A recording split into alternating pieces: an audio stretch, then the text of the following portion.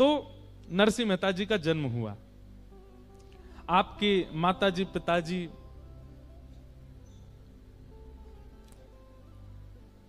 दोनों खूब प्रसन्न थे, लेकिन ठाकुर जी की इच्छा कुछ और ही थी।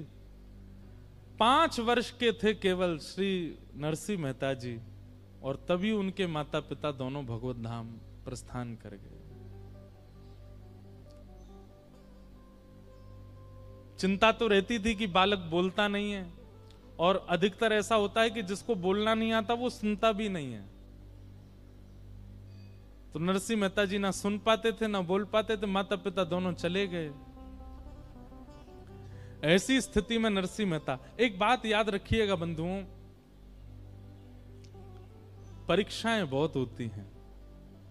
ठाकुर जी के पथ पर यदि आप चल रहे हो और आपकी परीक्षा नहीं हो रही है, तो इसका मतलब है कि आप क्लासरूम से बाहर बैठे हो। क्लास में बैठोगे, टीचर की दृष्टि पड़ेगी, तो फिर आपसे कुछ भी पूछा जा सकता है।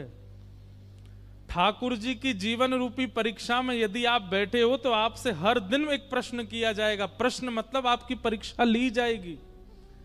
और यदि आपकी कोई परीक्षा नहीं होती है, तो इसका मतलब है कि आप बंक मार के बैठे हो बाहर। ठाकुर जी की दृष्टि पड़ नहीं रही है आपके ऊपर। छोटे से नरसिंह मेहता ना बोलना जानते हैं ना सुनते हैं, माता पिता भी बाल अवस्था में छोड़ के चले गए। भैया थानेदार थे, भाभी बहुत कर्कश स्वभाव की थी, छोटे से नरसिंह मेहता थे। तो माता पिता चले गए, तो दादी के साथ जय कुंवरी बाई, उनकी दादी का नाम, उनके पास श्री नरसिंह मेहता रहते थे। और उनकी दादी इतनी धार्मिक थी, इतनी भजनानंदी थी, सत्संग में जाना, कीर्तन में जाना, कथाओं में जाना।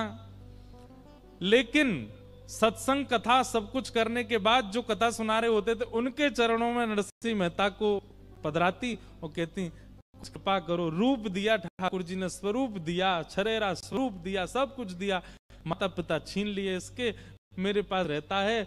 मक्खी बिन बनाती है ना, ऐसे राधे कृष्ण राधे कृष्ण राधे बोलते ही रहते हैं।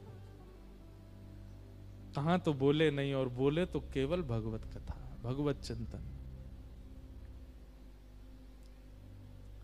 ऐसे श्री नरसिंह मेहता। दादी बड़ी प्रसन्न हैं अब, लेकिन नरसिंह मेहता भी ऐसे भूख लगती है तो ऐसे राधे कृष्ण राधे कृष्ण राधे कृष्ण, भूख मांगते तो हैं भोजन पर, राधे कृष्ण कह के ही मांगते हैं। लेकिन ठाकुर जी जब तराशने पर आते हैं, तो एक आध बार में ठाकुर जी का मन नहीं भरता है। कुछ दिन बाद दादी भी चल बसी। मेहता ने एक पद लिखा जिसमें अपनी पीड़ा गाई उन्होंने ठाकुर जी से। नरसिंह मेहता कहते हैं, बालापन से आफत आई, मात पिता तज दीना, हाय दास ने क्या कीना। हे नाथ, मैंने ऐसा क्या किया जो मेरे साथ ऐसा सब कुछ हुआ? बोले क्या हुआ? बालापन में माता पिता छोड़ के चले गए। मां का दूध 6 महीना, पिता पाल के चल दीना, सभी कुकर्म किए जिस तन से, घर घर भीख मांग लीना। युग युग जन्म गर्भ के भोगे, अबहु प्रभु को ना चीन्हा।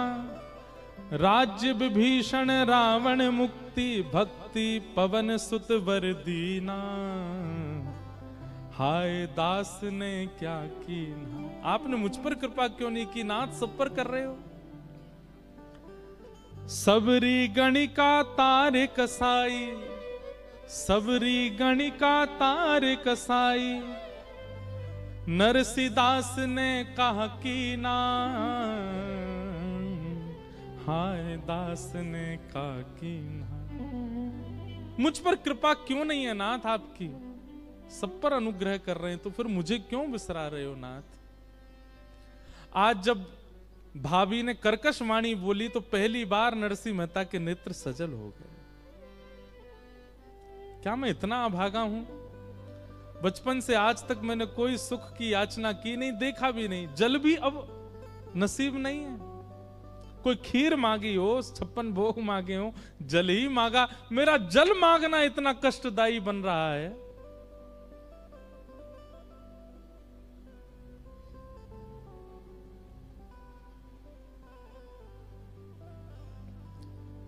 क्या वह स्वभाव पहला सरकार अब नहीं। हमारे ब्रज में बिंदु जी महाराज ठाकुर जी से शिकायत करते हुए कहते हैं, बोले नाथ, जैसे लोग बदल जाते हैं ना, ऐसे आप भी बदल गए हो।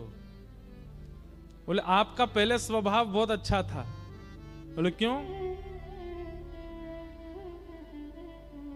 गजेंद्र को तार दिया आपने, जो मानव नहीं था। मीराबाई को तार दिया आपने, जो वेद शास्त्रों के श्लोक नहीं जानती थी। कबीरदास को तार दिया आपने, जो ऐसे श्रेष्ठ कुल में भी नहीं जन्मे थे। रैदास को तार दिया आपने। हम में कौन सी कमी रह गई? हमको क्यों नहीं तारते हो नाथ? तब श्री बिंदु जी महाराज ये ठाकुर जी से शिकायत करते हुए गाते हैं। बहुत सुंदर भाव है, गाइएगा मेरे साथ। मानो नरसिंह मेहता भी आज ठाकुर जी से कह रहे हैं, नाथ मुंह में कहा कमी रह गई? 6 वर्ष के बालक की इतनी परीक्षा। एक बात कह दें फिर गाएंगे, भक्ति इज इक्वल टू परीक्षा। अगर परीक्षा जीवन में नहीं है तो आप अपने आप को भक्ति मार्गी मत कहिए। बहुत परीक्षाएं आती हैं। ना तन का सुख रहेगा, ना मन का सुख रहेगा, ना बुद्धि का सुख रहेगा, ना पारिवारिक सुख रहेगा। सारे संसार को दिखने वाले सुख नहीं रहेंगे, लेकिन फिर भी आप प्रसन्न रहोगे। ये भक्ति है। घर का प्राणी कहा ना माने, मन मन खुशी मनाऊं। कोई भी आपके अनुकूल नहीं रहेगा, लेकिन फिर भी आप खुश रहोगे। यही तो बात है। लंग्स काम नहीं कर रहे, ऑक्सीजन नहीं आती है, बुद्धि आधी पैरालाइज हो गए हो, किडनी फेल हो गई है, हाथ पांव चलते नहीं है, लेकिन फिर भी प्रसन्न रहोगे। पत्नी अनुकूल नहीं है, बच्चे सुनते नहीं है, परिवार के सब लोग निंदा करते हैं, लेकिन फिर भी प्रसन्न रहोगे। ये भक्ति का स्वरूप है। देह को मिलने वाला सुख नहीं मिलेगा, लेकिन फिर भी प्रसन्न रहोगे। लेकिन हम फिर भी शिकायत करेंगे, क्या वह स्वभाव पहला सरकार अब नहीं है? क्या वह स्वभाव पहला सरकार अब नहीं है? हम दीनों के वास्ते क्या दरबार अब नहीं है? हम दीनों के वास्ते क्या दरबार अब नहीं है? ओ क्या वह स्वभाव पहला सरकार अब नहीं है? क्या वह स्वभाव पहला कहते हैं? या तो दयालु मेरी दृढ़ दीनता नहीं है, या तो दयालु मेरी दृढ़ दीनता नहीं है, या तो दयालु मेरी दृढ़ दीनता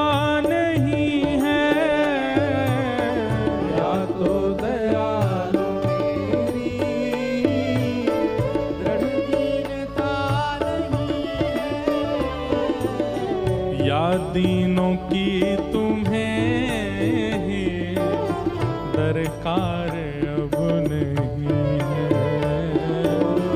या दीनों की तुम्हें ही दरकार। करताल बजा के गाओ। क्या वह स्वभाव पहला सरकार अब नहीं है? स्वभाव पहला सरकार अब नहीं पहले तो बिंदु जी ने खुद को कोसा, या तो दयालु मेरी दृढ़ दीनता नहीं है, मेरी दीनता में कोई कमी है।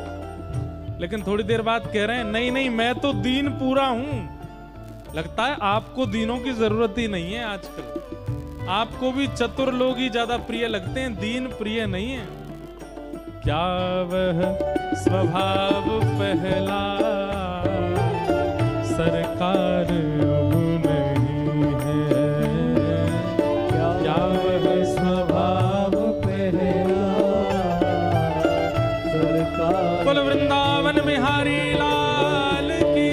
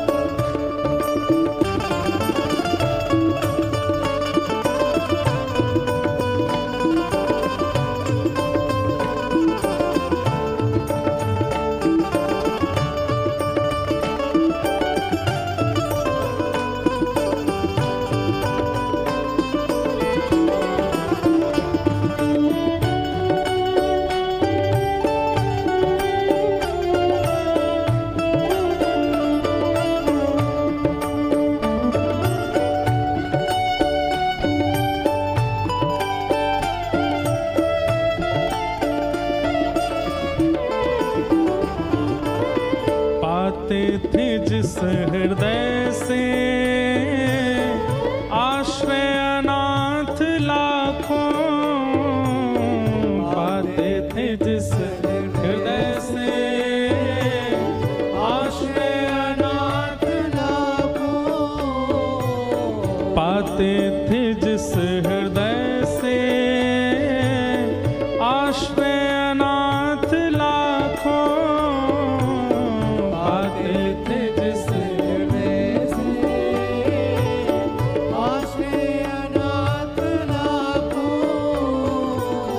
क्या वह हृदय दया का भंडार अब नहीं है, क्या वह हृदय दया का भंडार अब नहीं। भैया देखो एक बात कहें, इस भजन का गलत अर्थ मत निकालना। क्या ठाकुर जी दयालु नहीं है?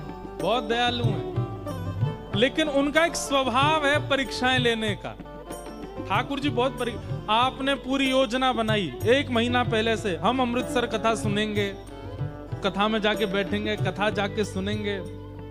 चलो अब यहाँ तो आप आ ही गए हो, मान लो कहीं का आपने योजना बनाई, वृंदावन की बनाई, वृंदावन जाएंगे, टिकट हो गई, सब हो गया, बिल्कुल सब व्यवस्थित हो गया, सारी पैकिंग हो गई, और जैसे ही निकलना है, गाड़ी में बैठना है, तुरंत ऐसी कोई घटना घटी या ऐसी कोई रोक टोक आ गई, नहीं जा सकते। तैयार हो। और ये एक बात बोलूं, मुझसे लेके पीछे तक सबके साथ ये होता ही है, ये हुआ ही होगा। और एक और बात कहते हैं, अगर ऐसा नहीं होता है, आप सोचते हैं और सहजता में तुरंत वृंदावन मिल जाता है, तुरंत पहुंच जाते हो, तुरंत कथाओं में आ जाते हो, तुरंत सब कुछ हो जाता है, कुछ तो गड़बड़ है। ठाकुर जी इतनी सहजता से अपनी प्राप्ति नहीं कराते हैं, बहुत परीक्षाएं लेते हैं, और परीक्षा हो रही है, मन ही मन खुश हुआ करो, चलो ठीक है, दृष्टि है। क्या वह स्वभाव पहला सरकार अब नहीं है, क्या वह स्वभाव पहला सरकार अब नहीं है। दौड़े थे द्वारिका से जिस पर अधीन होके, दौड़े थे द्वारका से जिस पर अधीन होके, दौड़े थे द्वारका से जिस पर अधीन होके, दौड़े थे द्वारका से जिस पर अधीन होके, उस अश्रु बिंदु से भी क्या प्यार अब नहीं है, उस अश्रु बिंदु से भी क्या प्यार अब नहीं। पांडवों की सभा में निर्वस्त्र हो रही है द्रौपदी, और जैसे ही नेत्रों से अश्रुपात हुए दोनों भुजा उठा करके, हे कृष्ण द्वारिकावासी क्वासी क्वासी महाभुजा, जैसे ही पुकारा द्वारिकाधीश को, वसन रूप भय श्याम, तुरंत ठाकुर जी द्वारिका से दौड़ करके गए, वस्त्र बन करके द्रौपदी की लज्जा को बचाया, द्रौपदी की लाज को बचाया। ठाकुर जी एक अश्रु बिंद आपने टपकने नहीं दिया द्रौपदी का, और हम लोग कभी कभी आपके विरह में इतने व्याकुल हो जाते हैं, आप आते क्यों नहीं है नाथ? उस अश्रु बिंदु से भी क्या प्यार अब नहीं है, उस अश्रु बिंदु से भी क्या प्यार अब नहीं है। ओ क्या वह स्वभाव पहला सरकार अब नहीं है, क्या है स्वभाव पहला सरकार अब नहीं है। ओ हम दीनों के वास्ते क्या दरबार अब नहीं है,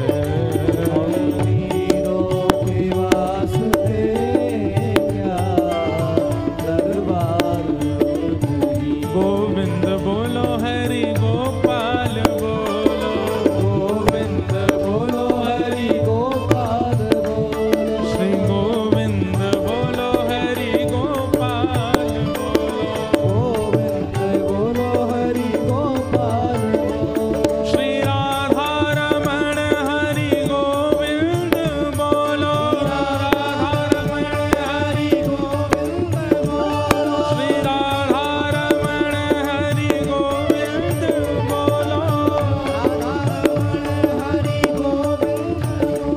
श्री राधा रमण हरि गोविंद बोलो, श्री राधा रमण हरि गोविंद बोलो, श्री राधा रमण हरि गोविंद बोलो, श्री राधा रमण हरि गोविंद बोलो, श्री राधा रमण हरि गोविंद बोलो, श्री राधा रमण हरि गोविंद बोलो, ओ प्यारे राधा रमण हरि गोविंद बोलो, ओ प्यारे राधा रमण हरि गोविंद बोलो,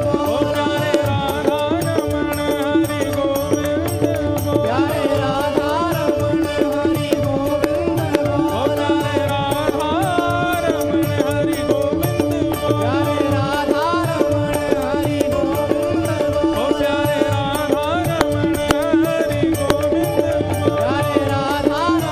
गोविंद बोलो। जय जय श्री राम, जय जय श्री राम, जय जय श्री राम।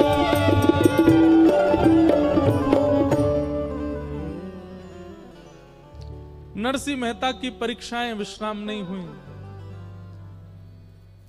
घर से निकाल दिया भाभी ने, अब कहां जाएं? अच्छा, एक वर्णन आता है नरसिंह मेहता जी के चरित्र में कि भक्त को तो व्याकुल होना नहीं चाहिए ऐसी स्थिति से, पर एक क्षण के लिए थोड़े व्याकुल हुए नरसिंह। क्यों? कभी अकेले गए नहीं कहीं, और छोटी सी अवस्था, 6 वर्ष के 7 वर्ष की आयु अभी। एक क्षण के लिए व्याकुल हुए, लेकिन दूसरे क्षण तुरंत संभाल लिया स्वयं को। और कई कथा में सुना था कि निराश्रितों के आश्रय केवल महादेव हैं।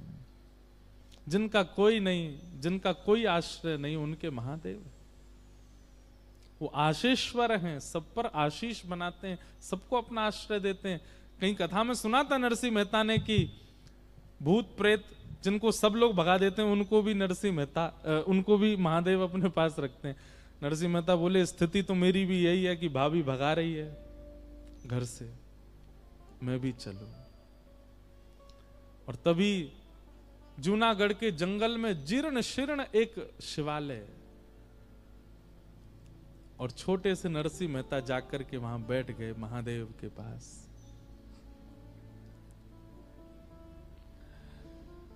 महादेव ने मन में विचार, नरसिंह मेहता ने मन में विचार किया कि प्राण त्यागना, आत्मदाह करना, ये एक वैष्णव का लक्षण नहीं है। जीवन की परिस्थिति स्थितियों से कभी भी देह त्याग की भावना भी किसी वैष्णव के चित्त में नहीं आती कि मैं आत्महत्या कर लूं। लेकिन स्थिति पूरी बन चुकी है नरसिंह मेहता की। नरसिंह मेहता बोले मैं देह त्याग तो नहीं करूंगा, पर अनशन व्रत करूंगा।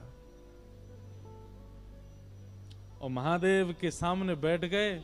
जल तो है नहीं, दूध तो है नहीं पास, अश्रु जल गिरते जा रहे हैं, और वही अश्रु जल ही महादेव पर गिर रहे हैं। 7 दिन 7 रात्रियों के लिए श्री नरसिंह मेहता नेत्र बंद करके केवल विरह भाव में चले गए। हमारे शास्त्रों में महादेव के लिए एक बात कही जाती है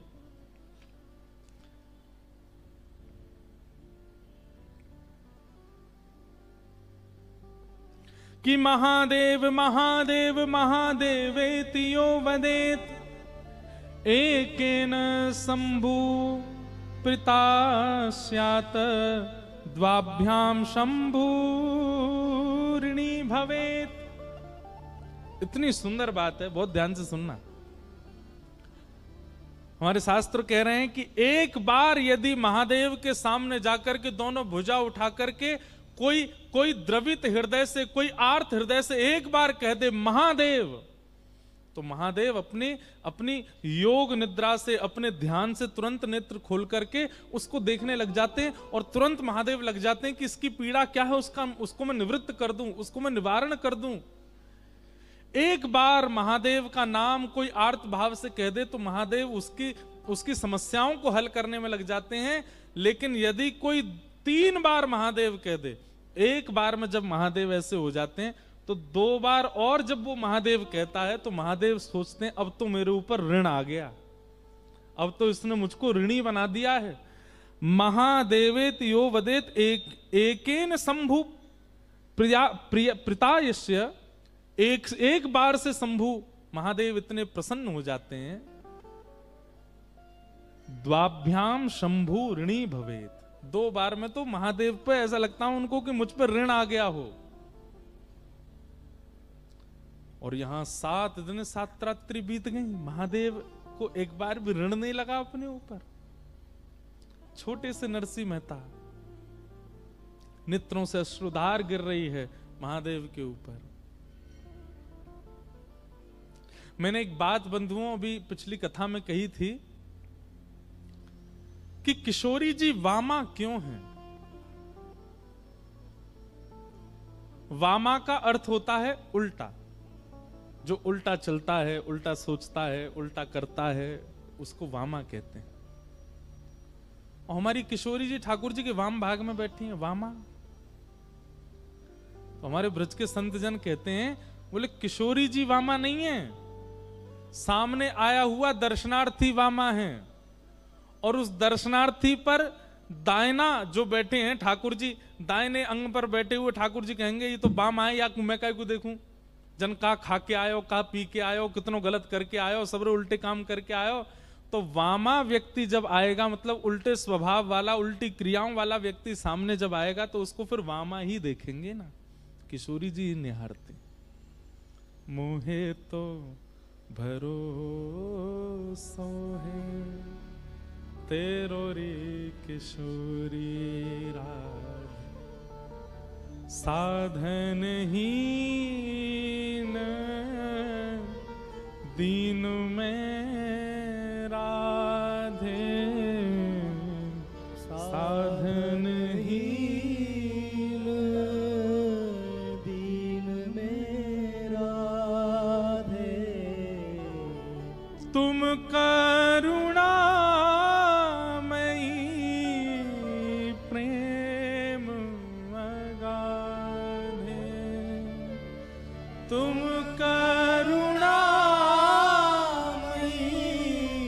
प्रेम अगाधे। हम लोग अपनी दर्शन में एक परिवर्तन करें। महादेव के मंदिर में गए, राधा रमन जी गए, बिहारी जी गए, राधा वल्लभ जी गए, सीधे जाके श्याम सुंदर पे हमारी दृष्टि पड़ती है। बाद में हम किशोरी जी को देखते हैं। नहीं, पहले जाती किशोरी जी को देखो। चाहे वो गादी जी के रूप में है, चाहे वो चूड़ामणि के रूप में है, चाहे वो केवल एक घूंघट, एक पल्लू के रूप में ही बैठी हैं वृंदावन में। पहले जाके उनको देखो। क्यों? क्योंकि हम ना जाने कैसी कैसी क्रियाएं करके आया। ठाकुर जी हम पर कृपा करें, हम पर दृष्टि डालें, इतनी योग्यता हमारी नहीं। इसलिए पहले विनती उनसे करो। मोहे तो भरोसा है तेरो रे किशोरी, मुक्ति भुक्ति ना मागत केवल, मुक्ति भुक्ति ना मागत के। मुझे मुक्ति नहीं चाहिए, भुक्ति नहीं चाहिए। तो फिर अपनो जान संभालो किशोरी राधे,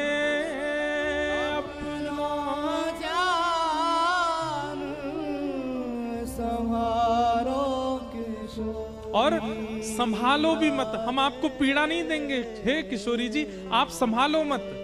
अपनो जान निहारो किशोरी राधे, अपनो जान निहारो किशोरी राधे। मुहे तो भरोसा है तेरो रे किशोरी राधे, मुहे तो भरोसा है तेरो रे किशोरी। इसलिए हमारी श्री जी वाम अंग में बैठी, क्योंकि वामा हम लोग हैं, उल्टे हम हैं, क्रियाएं हमारी शुद्ध नहीं है। और वो वाम अंग में बैठकर के ये बात बता रही हैं कि जो वामा प्रकृति के हैं उन पर मैं दृष्टि डालूं, ताकि वो दाहिने में बैठे ठाकुर जी के योग्य बन सके। इसलिए किशोरी जी वाम अंगा है। महादेव ने 7 दिन 7 रात्रि बीत गए, लेकिन नन्हे से बालक नरसी के अनशन पर कृपा नहीं हुई। और जब महादेव की कृपा नहीं हुई, तब पराम्बा जगदम्बा पार्वती जी व्याकुल हो गई नरसिंह मेहता को देख, और गई महादेव के पास। बोले, आप, पूरा विश्व आपको भोला भोला कहती है, भोले भंडारी, सहज कृपा करने वाले शिव। और यह नन्हा सा बालक 7 दिन 7 रात्रि से आपका अनशन कर रहा है, और आप बिल्कुल मौन अवस्था में हैं। आप कृपा क्यों नहीं कर रहे हैं? महादेव प्रसन्न हो गए। प्रसन्न होकर के महादेव बोले, हम तो पहले क्षण से ही इस पर कृपा करना चाह रहे थे, पर हमारे मन में था हम अकेले नहीं करेंगे, और आपसे हम कहेंगे नहीं, करेंगे तो युगल करेंगे कृपा। हम तो प्रतीक्षा कर रहे थे कि आपके चित्त में भावना प्रकट हो इस पर कृपा करने की, तब हम दोनों कृपा करें। मैं तो पहले क्षण से तैयार बैठा हूं उसके पास जाने को, पर प्रतीक्षा आपकी कर रहा था, आपके साथ चलूं और कहूं ना आपसे, आपके मन में आवे कि इस पर कृपा हो। उसकी प्रतीक्षा कर रहा था। कई बार बंधुओं, हार मत माना कीजिए। आपके भजन में, आपके साधन में, आपके भाव में करते करते समय निकल जाए, हार मत मानिए। शायद भीतर कोई अंतरंग, कोई भाव, कोई प्रतीक्षा का कुछ क्रम चल रहा है और वो आपने पूर्ण नहीं होने दिया, उससे पहले आप पीछे मुड़ गए। इसलिए हार मत माना कीजिए भजन में, प्रतीक्षा किया कीजिए। प्रतीक्षा प्रेम में आवश्यक है। 7 दिन 7 रात्रि पूर्ण हुए और नरसिंह मेहता के प्रेमाश्रुओं से वह शिवलिंग गीला हो चुका है। और तभी देवादिदेव महादेव साक्षात पूरे विश्व के संहार कारक श्री आशीश्वर महादेव प्रकट हो गए। और अकेले नहीं, साक्षात अपने साथ में परांबा जगदम्बा गौरी को लेकर के प्रकट हुए। दोनों युगल प्रकट हो गए। बोलो देवादिदेव महादेव शंकर भगवान की। नमः पार्वती पतये हर हर महादेव। प्रकट हो गए। नरसिंह मेहता के नेत्रों पर मानो जैसे कोई सूर्य का प्रकाश पड़ता है ना, तो नेत्रों में एक ऐसा अनुभूति होने लगती है कि मानो कोई प्रकाश आगे से आ रहा हो, थोड़ा छुपाने लगे स्वयं को। ऐसा श्वेत प्रकाश नरसिंह मेहता के मुखमंडल पर आने लगा। और तभी नेत्र खोल करके देखा, ध्याये नित्यम महेशम रजत गिरिनिभम, मानो जैसे चांदी का पर्वत प्रकट हो गया हो। चारु चंद्रावतमशम, चारु चंद्रमा, द्वितीया का चंद्रमा अपने मस्तिष्क पर धारण किया। रत्ना कल्पोज्वलांगम पयुष मृगवरा भीति हस्तम प्रसन्नम, प्रसन्न मुद्रा है। पद्मासीनम समन्ता, पद्मासन में बैठे हैं। स्तुतम अमर गणई, बड़े बड़े निर्मलात्मा शुद्धात्मा जिनकी स्तुति गा रहे हैं, ऐसे महादेव प्रकट हो गए। नरसिंह मेहता सामने बैठे हैं। बीते दिन 7 शिव धाम ते न जातवार, पर काहू तुच्छ द्वार सो ही सुध लेते हैं। ये प्रियादास जी कह रहे हैं भक्तमाल में। 7 दिन बीत गए लेकिन शिव जी ने उन पर कृपा नहीं की। तब पार्वती जी जाके शिव जी से कहती हैं कि अगर किसी तुच्छ के भी द्वार पर वो गिरा होता, वो भी कृपा करता, आप क्यों अनुग्रह नहीं कर रहे हैं? तब महादेव कृपा करके आए और प्रकट होते ही महादेव ने नरसिंह मेहता के अश्रु पहुंच करके तुरंत क्या बोले कि बोले बर मांग आज मांगे वो न जानत हूं, तुम जोई प्यारो सोई देवो चित चेत है। जितने भी वैष्णव बैठे हैं बहुत ध्यान से सुनिएगा। महादेव ने थोड़ी पर हाथ रखा और नरसिंह मेहता से बोले, नरसिंह बोले बर मांगो, वरदान मांगो, क्या चाहिए, क्यों रोते? वरदान मांगो मुझे, क्या मैं देना चाहता हूं तुम्हें। और नरसिंह मेहता क्या कह रहे हैं, आजू मांगी वो ना जानत हूं। ये एक हर वैष्णव को, हर भक्त को, हर नाम जापक को ये बात याद कर लेनी चाहिए। ठाकुर जी कभी प्रकट है जाए, महादेव कभी प्रकट है जाए, नारद जी कभी सामने आ जाएं, अरे आपके गुरुदेव प्रसन्न होकर के आपसे कहने लग जाएं कि कुछ मांगो, तो क्या कहना है, हमको मांगना नहीं आता, हम मांगना नहीं जानते। जैसे अबोध बालक है, कोई करोड़पति घर आ जाए, बालक से कहो जा बेटा थोड़ा प्रणाम कर, 2-4 हजार रुपया तो दे ही देगा। बालक जाके उसको प्रणाम करे, अरे बेटा क्या चाहिए, एक टॉफी दिला दो। वो करोड़पति से भी एक टॉफी ही मांगता है, क्योंकि अबोध है, अज्ञानी है। ऐसे अबोध अज्ञानी बन जाए करो, हमें तो कुछ पता ही ना कहा चाहिए।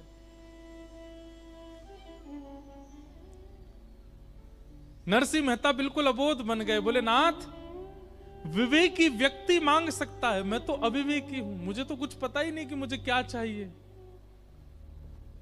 महादेव बोले यदि तुमने वरदान नहीं मांगा तो हमको संतुष्टि नहीं होगी, हमारी संतुष्टि के लिए कुछ मांग लो। नरसिंह मेहता कहते हैं मांग लूं? बोले मांग लो। तो क्या कह रहे हैं? तुम्हें जो ही प्यारो, हे महादेव आपको जो प्यारा लगता है, तुम्हें जो ही प्यारो सोई देवो चित चेत है। बस इस बात ने इस पूरे ब्रह्मांड को भगवान श्री कृष्ण के परम भक्त श्री नरसिंह मेहता को जन्म दे दिया। तुम्हें जो ही प्यारो, हे महादेव यदि आप मुझे देना चाहते हैं तो आपको जो सबसे ज्यादा प्यारा है वो मुझको दे दीजिए। आप जिसको प्राणों से भी अधिक प्रेम करते हैं वो मेरा बना दीजिए, बस और मुझे कुछ नहीं चाहिए नाथ। नरसी के तो नेत्र सजल थे ही, लेकिन आज महादेव के भी त्रिनेत्र सजल हो गए, तीनों नेत्रों में अश्रु भरा है। हाँ हाँ, महादेव क्या कह रहे हैं पता है? पर्यो सोच भारी, महादेव भारी सोच में चले गए। बोले क्यों? मेरे प्राण प्यारी नारी। बोले मैंने अपने प्राणों से भी प्यारी वस्तु को अपनी प्राण प्यारी नारी यानी कि उमा पार्वती को भी नहीं दिया, और वो ये मांग रहा है मुझसे। पर्यो सोच भारी मेरी प्राण प्यारी नारी, तासों कहत डरत वेद कहे नीति नीति है। अरे भैया नरसी कुछ और मांग ले। नरसिंह मेहता बोले एक बात में रहो, पहले जब आपने कहा था वरदान मांगो तो मैंने मना किया था कि मुझे कुछ नहीं मांगना आता, आपको जो मन करे दे दो। फिर आप दोबारा कहने लगे कि आपको संतुष्टि नहीं मिलेगी मैं वर मांगूं और आप नहीं दो तो, और अब जब मैं मांग रहा हूं तो आप कह रहे हो कुछ और मांगो। स्पष्ट कर दीजिए, मुझे चाहिए नहीं, या तो वह दे दीजिए जो मैं मांग रहा हूं या फिर कुछ भी मत दीजिए। आप जैसे चाहो वैसे वो कर दीजिए मेरे साथ, मैं प्रसन्न हूं उसमें, उससे आपको संतुष्टि नहीं मिलेगी। अब तीसरी बात मैं कहूंगा नहीं कुछ भी, या तो जो आपका मन करे वैसा मुझे पड़ा रहने दीजिए, मुझे रोते रहना दीजिए। आप, मैं तो अनशन में बैठा हूं, मैं तो मृत्यु पर्यंत अनशन करने के लिए बैठा हूं, आपको कुछ मांगने के लिए मैंने प्रकट किया ही नहीं है। लेकिन आपकी संतुष्टि के लिए अगर आप चाहते हैं कि मैं कुछ मांगूं तो तुम्हें जो ही प्यारो, मुझे वही चाहिए जो आपको प्यारा।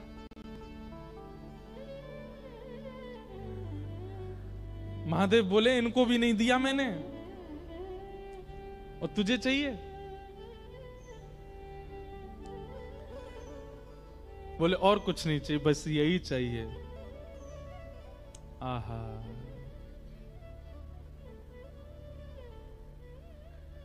जो पे नहीं दे तो मेरो बोल वो अचेत हो। तो श्री प्रियादास जी कह रहे हैं, महादेव सोच रहे हैं अगर मैं नहीं दूंगा तो मेरा बोलना व्यर्थ हो जाएगा। जो पे नहीं देत मेरो बोली वो अचेत होत, दियो निज हेत तन आलिन को धारो है। आहा, महादेव बोले चाहिए जो मुझे प्यारा लगता है वही? बोले हाँ आओ। नरसिंह मेहता का हाथ पकड़ करके एकांत में ले गए, पार्वती से बोले अब तुम यहीं रहो, अब इससे आगे नहीं जाना। और क्या किया? स्वयं काजर लगाया और फिर नरसिंह मेहता के काजल लगाया, स्वयं के मुख पे लालिमा लगाई, नरसिंह मेहता की लालिमा लगाई, स्वयं घाघरो पहनो, स्वयं चुनरी ओढ़ी और नरसिंह मेहता को भी पहनाई, और गोपेश्वर महादेव प्रकट हो गए। बोलो गोपेश्वर महादेव की। दियो निज हेत तन, नरसिंह मेहता को निज तन प्रदान किया, मतलब अली का भेष प्रदान किया। नियो दियो निज हेत तन आलिन को धारो है। दोनों सखी बन गए, स्वयं गोपेश्वर बन गए और नरसिंह मेहता को गोपी बनाया। छोटे से नरसिंह मेहता को नेक्सी सी सखी बना दियो, और हाथ पकड़ करके लायो वृंदावन रास मंडल जटित मणि। आहा, लायो वृंदावन रास मंडल जटित मणि, प्रिया अनगन बीच लालजू निहारे हैं। बोलो रास राशेश्वर भगवान की। और अलिन को भेष धारण करके जैसे ही महादेव ने नरसिंह को हाथ पकड़ो है, गए नहीं वहां से, जूनागढ़ में ही वृंदावन स्वर्ण रंजित सुंदर सुंदर मणियों से मंडित वृंदावन वहीं प्रकट हो गया। सुंदर सुंदर सखियां नृत्य कर रही हैं, कोई गुलाब को इत्र फुहार रही हैं, कोई चवर डुरा रही हैं, ललता जी खड़ी हैं गान कर रही हैं, विशाखा जी वाद्य बजा रही हैं, और सुंदर तुलसी के सिंहासन पर प्रिया जी गले में गलवैया डाले श्री लाल जी के साथ बैठी हैं, और श्री नरसिंह मेहता जी को एक क्षण में दर्शन करा दिया, ले गए राजभूमि में। बोलो हरि हर मिलन महोत्सव की जय।